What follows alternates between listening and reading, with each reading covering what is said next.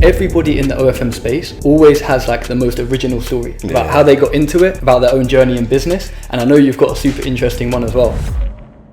When you're starting out, the game is volume. You don't have any like leverage, you have no client results to leverage, even well you do, because you can literally go online and fake them, but you don't have any like you have no can vouch for you. So what do? You hit. It's a viable method that every business uses to this day. So you just implement it into a high leverage one, such as OFM, and you'll succeed. So this was when you got the first model one, and this is the model that you actually went on to hit with. So that was the first model. Oh shit! And then what was the signing process like for her? What's your opinion on follow your passion? My passion right now is dope. Passionate about the money. Welcome guys back to another Double M podcast. I'm here with my boy Antonio. Yo, my boy. My boy, been a very long time since we've even done a podcast on this channel, but I know you guys are really ready to see the game, see more about Antonio's story, because he's very recently started OFM. And go on, tell the guys exactly where you started from, I would say more recently, and a very quick synopsis on where you're at right now. So I started around like 10k obviously with the mentorship, and I started OFM around like November. So it's been around like, how many months is that, like 5, 6? Yeah, honestly, like 5, 6 months since you've been in the OFM game alone. Yeah. And like you said, you probably started the mentorship, I think it was like 2 months ago. Yeah, 2 months ago, 10k, and now I'm doing around like 30k per month. So. That's insane, bro. It's crazy how fast you can scale up in this industry, and do you know what the best thing about it is? We're still in the early stages. Man. It's super cool. Well, anyway, we're going to touch on more at the end, but I wanted to get into a little bit more about your story, starting out, because I always love to say, everybody in the OFM space always has like the most original story about how they got into it, about their own journey in business, and I know you've got a super interesting one as well, because I know we started in like kind of similar backgrounds, and we both now moved into a very similar industry as well. So why don't you take it back from, let's go all the way back. Let's go back to the young Antonio.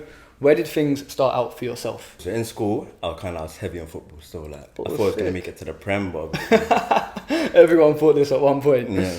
So that was like where things started, and then so when you started in school days, what did you like in school? Did you like school or? Nah, school I didn't really give a toss. Like I was just there for vibes. But in school, that's probably where I started my entrepreneurial journey. Like selling sweets. Yeah, definitely. Let's go. Same thing as everyone else. Yeah, I don't know one person who can't put entrepreneurship who didn't sell sweets or even go into like the shoe reselling or something like this. So what like kind of age was you when you started the sweet side hustle? Let's say. Probably like 9 to like 13, 14. And selling sweets, and then around like 16 I started to get into like the Forex space, which is obviously where we met. Yeah, 100%. And then after that, obviously tried that for a few years, didn't really work, kept on blowing my fundeds, etc, etc, you know the story. Yeah. And then obviously I met you around like when I was 17 at what's that event? Yeah, so I was gonna say we probably met, it's crazy to think that was probably what, like 6 years ago? Yeah, definitely like 5. What? Yeah, because I would have been 17, 18, around this time. That's 5 years ago. Oh shit, yeah. So you might have been younger than that. I might be like 15 and 14. Yeah. Cause you're like what, 23? No, I'm 23, Yeah, I'm 20. Oh shit. So it could have been like even 14, more. So this is at like the Gen Z event, and so for people who don't know what that is, I don't know kind of like how it is now, but for people just like starting out entrepreneurs, go and build your network. Essentially, it was like a networking event. You pull up there, you meet a bunch of other guys in entrepreneurship in all different walks. So like you say, from high school days to, you really just got into like the Forex space, networking, and then it was just like a period of Forex. Yeah. Was there any other like hustles you started along the way? No, not really. Like I was heavily committed to Forex, but obviously like, you got the ups and downs. You go through like the funded trader like hole and like just kept buying accounts and blowing it, buying accounts, blowing it. Did you get funded? Yeah, I got funded too many times. Did you ever get a payout? Yeah, I got a payout as well. Oh shit, I never got my payout, bro. I never even got funded, bro. I think I was MFF, got a payout there. Then obviously they got shut down. Then I got another bare companies in this game. Yeah, bro, there's too many now. Yeah, you get a payout, then they're gonna pay you out. Like, just kept going through that, and then it's like a never-ending cycle. Like, and so then like you've now started the trading thing, and so what was the switch, right? Or like that gap between, like say you're very new to this, so like last year November times when you started, but what's the gap between kind of packing in the Forex, finishing up this never-ending cycle, and then like getting into OFM? So basically the beginning of last year I was still trading, but then obviously I shouted you and I was going to start OFM with my boy. Yeah, I remember this was like summer times. No, I think it might have been like just before? April. Yeah. Just before summer. I mean, I got a vision of it being sunny when I was speaking to you. And then, yes, I've started that, but then I was still doing trading. And then I think I passed an FTMO, so I was like, nah, fuck this, let me just lock in. Okay. And obviously I've blown it again now. And then I'm like, nah, cycle. bro, like I'm 19, 20, my mom's asking me too many questions. I've been doing this trading thing for time. Like, nah, bro, like something needs to change, innit? Yeah. So then, like obviously I'm seeing you consistently post, you're doing 6-figure month rates. I'm like, yo, like, I actually know you, so you're vouched and verified. And like, I came to Dubai.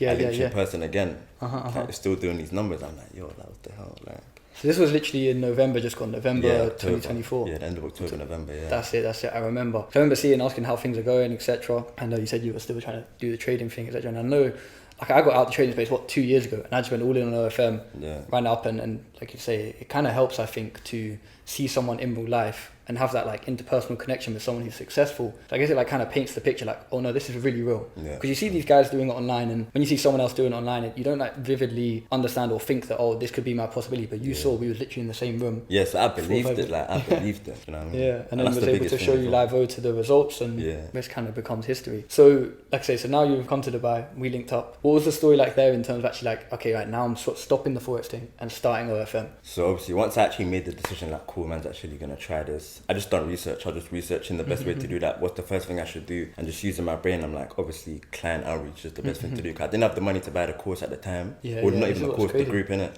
So I was like, right, what can I do to just get things going and just put a step in the right direction? And obviously, outreaching was the first thing to do. So I just literally bang on it every day. Outreach. I remember the funny story is as well. I think you told me on one of our last calls the other day. I was like, so why did you actually get started in this? Like, what happened? He was like, bro, that time we linked up in Dubai, as soon as I went home after the club, I just got to outreach. I was like, I didn't have any pictures on my page. I was like, nah, let me just do something, like, you know what I mean? Bro, and that's the thing as well. This is probably what was in your favour. Something is better than nothing. And you took a leap or a step in the right direction, which I think so many people, they know they know that step one, like you said there, don't take a fucking idiot to work out, I need a client. I ain't making no cash without a client. And then you just work hard at that. And even if you're doing a shitty job, like you say, even if you had no profile set up, but you're still trying, you're getting some motion. And of course, it's probably going to take you years before you get a client with a dead profile. But then you start to optimize. But at least you've taken action. You're like, okay, this isn't working. I can change it.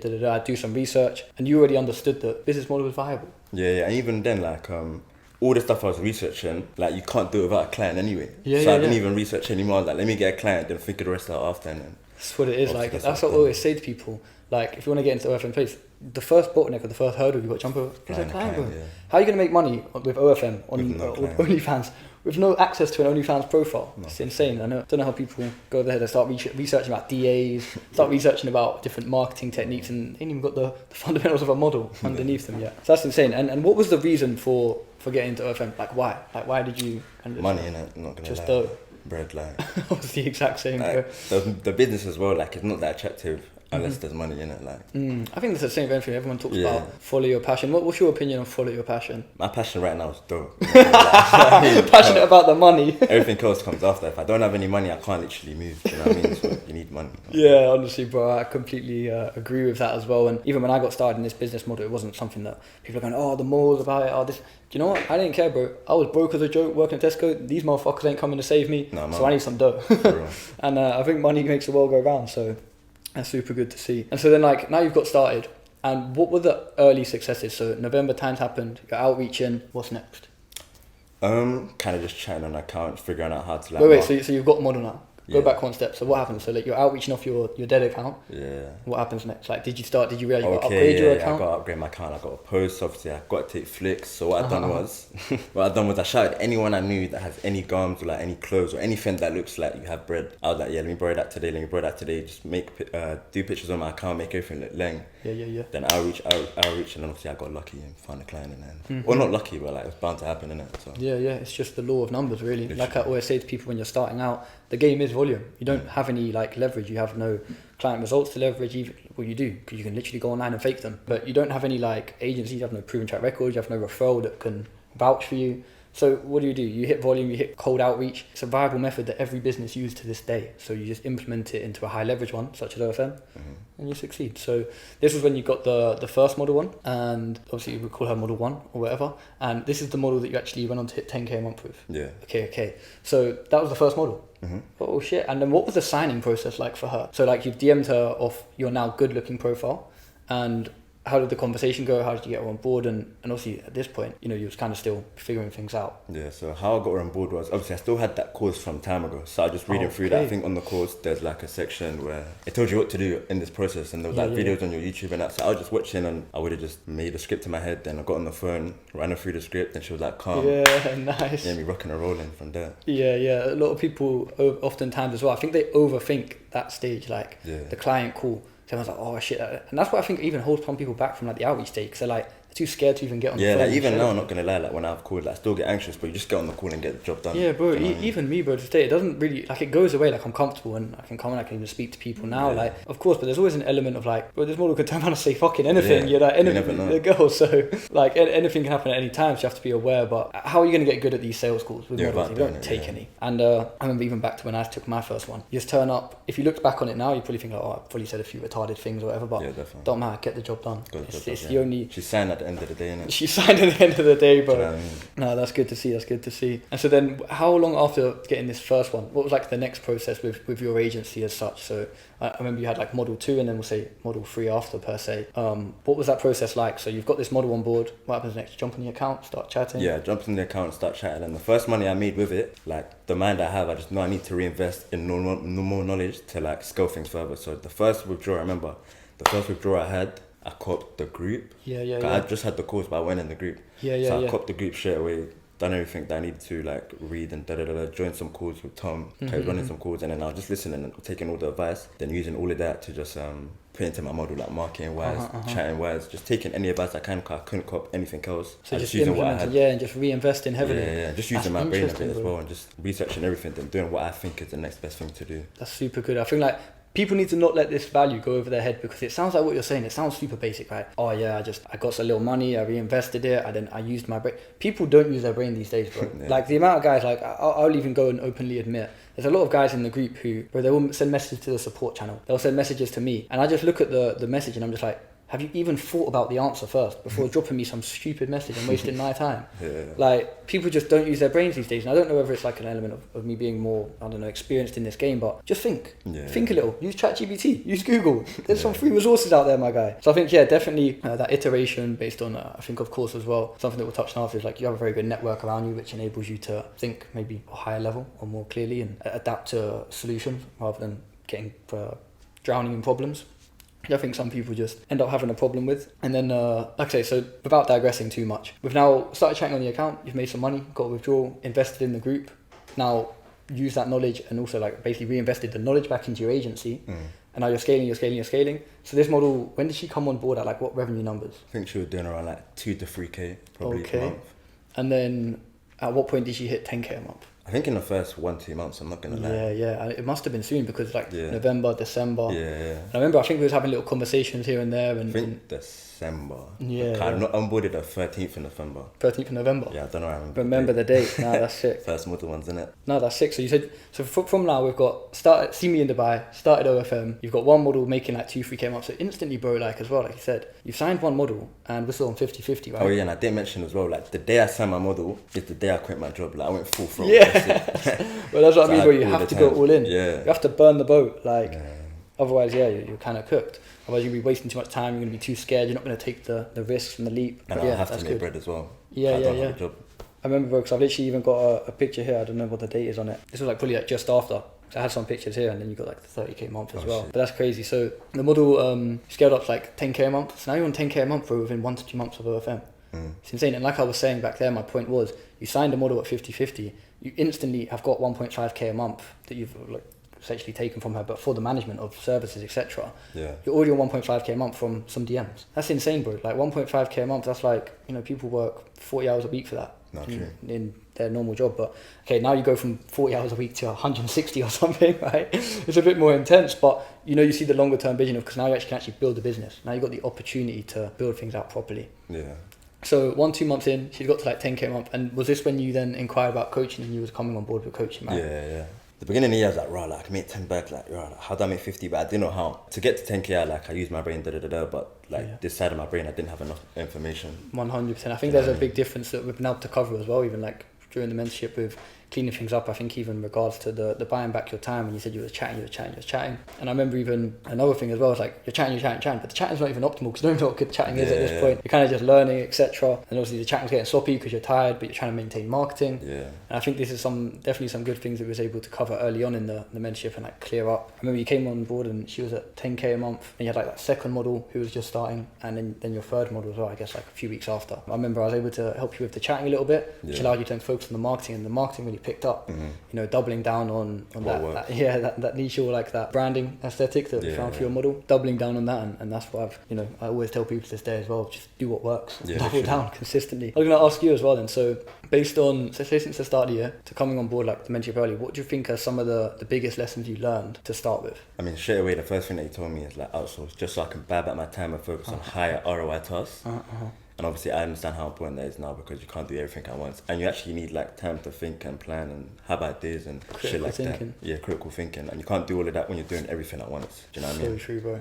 So yeah, that's probably the main thing. The second thing is probably, in terms of my model and marketing, like create for her like a clean aesthetic and a bit of a brand, because that makes everything pop more. And 100%. And then it's doubling down on that quality. So once you go consistent, and that's how you get the virality. Social media isn't necessarily hard, there's a formula to it, but you're not going to get it straight away. Yeah, and it's just about, you have to maintain that quality and consistency. And I remember as well, like you're saying with your model, like sometimes you'll get consistent work, but then some of these times these models get lazy, bro, making like 5-10 G's a month, and their life's free already anyway, so it's hard to motivate them. So that's why we found one that works, that she's able to replicate consistently, maintain the quality of it, and one ends up going viral. So that's super sick. And so then the next stage, I suppose, that we kind of got to is like, I suppose we're coming close to where we are now. So she was at 10k a month. This allowed you to then get your next model. Because I remember I said to you, I was like, look, double down the marketing for first model, because this is like super high leverage, but then also go in the recruitment field and now recruit another model. So then you got your third model on board, right? Yeah. And so how many models do you have at the minute? 2. I literally just let one go, but I'm going to start averaging soon. We're literally averaging now.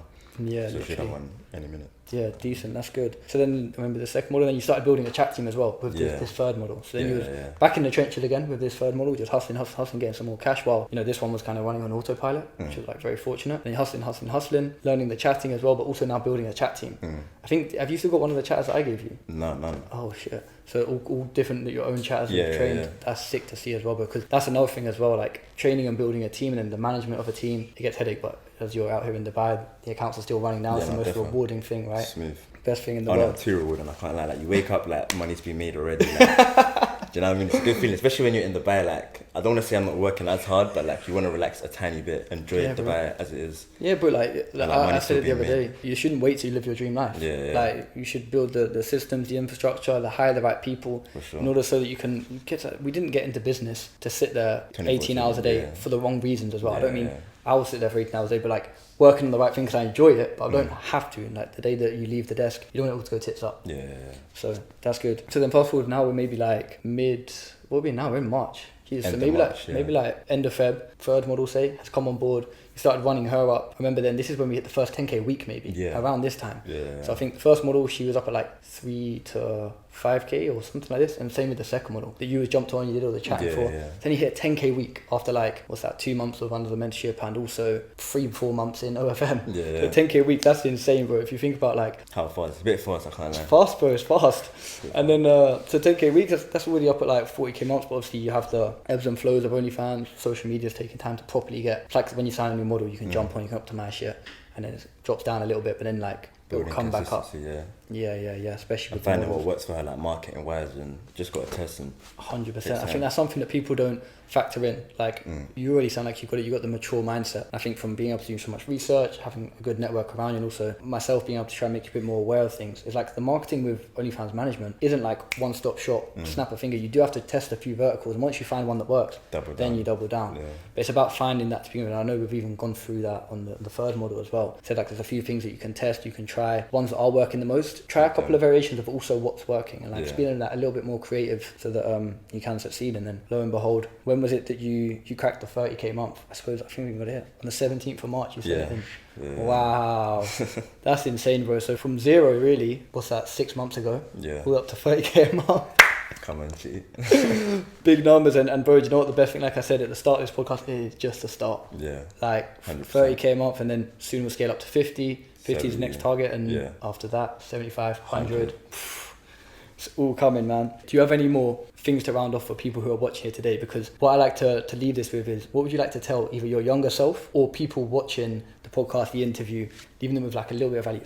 Something that, like I say, you wish you maybe knew at the start, or something you wish you implemented so that they can take it away. So they got some real actionable, raw advice from somebody who's genuinely done it and is living it to this day. Yeah, cool. So a few things. I'd definitely say, from my experience, all I've done is take risks. Like, as soon as I signed the model, I took the risk. Do you know what I mean? As soon as I signed the mentorship in the beginning of the year, didn't even think I was going to be able to maintain like consistently. Will I be able to pay it off? But I took that risk and I put the work in, and then obviously what's happened has happened. One thing I'd also say is consistency. Like, I show up every day, 7 days a week. Do you know what I mean? Even when I don't want to put in 18-hour shifts, like when I have to do chatting and that, I was doing it. Do you feel me? 100%. And just doing what needs to be done, no matter rain or shine, no matter Dubai or London. Literally just doing what needs to be done. But I super agree with what you said in regards to taking risks. And even I knew I wouldn't have taken you on as a mentee if I didn't think that you had the infrastructure ready to scale. I saw with what you had with the models and stuff, and so I knew that things were definitely going to be going well. And look, it's a testament to where they are and today. Also, don't be afraid to fail. Like, if I was afraid to fail, I probably wouldn't have tried as much stuff. Cause I tried bare shit, and just like bare shit didn't work, but what worked, like, it paid off heavy. So just don't be afraid to fail. Just jump straight in. Just kind of YOLO in it. Just fucking you do only live once. And look, if you want this dream life, you do have to take some risks. And for sure. Like I say, trying a few things out, because it's not necessarily the first thing. Forex didn't work for us. Thank God we switched lanes. No, man.